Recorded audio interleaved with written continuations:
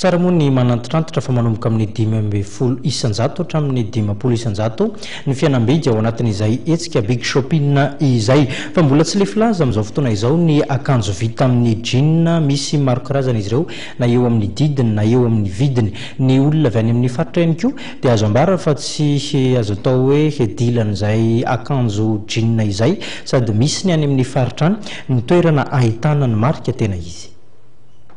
Tsy mety le filaza fa be mpankafy hatrany ny jean hatramin'izay ka hatramin'izao. Misy ny orinasa manafatra ireo jean vrai marque avy any Dubai raha mifantatra fa tsy maintsy degrifena kosa ireo marika ireo ary soloina marika mitovy toy ny Smart any orinasa Ekinvest.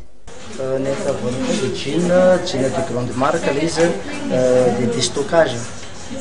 d'origine avy any Dubai le izy no farana degrifena amin'ny anarana Smart zay no mitondra azy de izy le Smart no degrifage mitondra azy fa le izy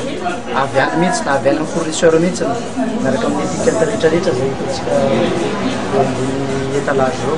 Procédure mitovy amin'ireo procédure rehetrarehetra manafatra entana passer commande amin'ny fournisseur dia alefa dia manao dédouanement manahaka ny enta rehetrarehetra dédouanena fa raha amintsika miteny zao 100 000 pièces eo zao mijery à peu près any amin'ny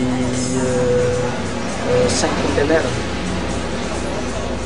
Ny eo amin'ny bokotra sy ny rive no ahitana ny tena marika ilay jean raha ny fantatra